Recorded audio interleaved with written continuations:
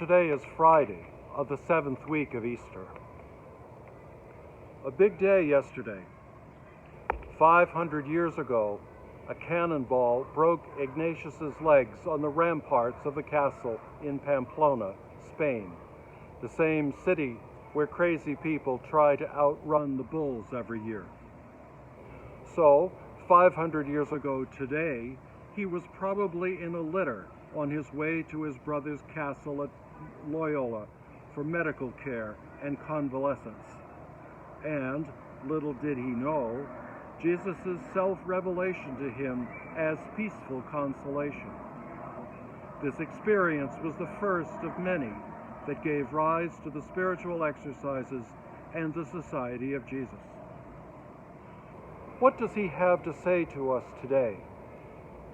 Ignatius, at his best, gives us a renewed way of seeing the world and seeing ourselves, namely, to see God present and at work in everything.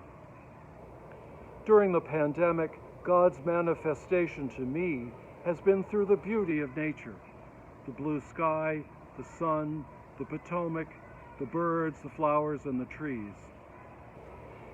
Is the beauty inherent in these natural things, or are we created to be attuned naturally to these things if we paid more attention? God being God, either option is possible, because God hopes that we will notice the beauty and that the beauty will attract us to God.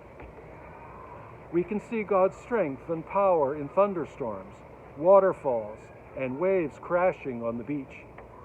We can discover God's awesomeness, but we do have to be paying attention.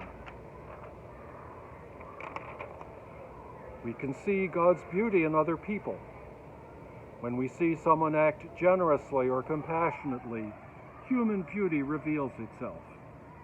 And not only that, but the great virtues reveal themselves as something uplifting that can draw us to God who embodies these virtues.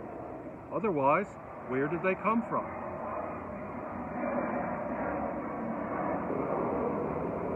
We can also see the reality of people's dark choices for self or tribe over other people. The forces of darkness must be unmasked in our experience, or we can be drawn into the darkness of fear, prejudice, hatred, or dishonesty.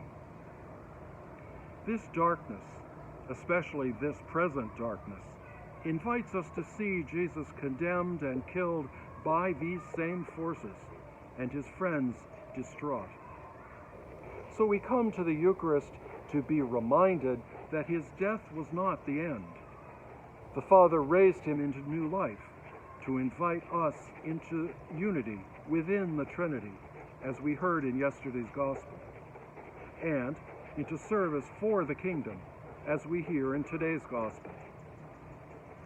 Our parish begins a celebration of Ignatius's life and service to the Church beginning yesterday and continuing through July 1st, 2022. Check the weekly email from the parish as well as the parish website. Look for Jesus looking for you today. He is looking for you more earnestly and assiduously than you are for him. He will change your life, and we can all find new freedom in him and a new change to serve his kingdom.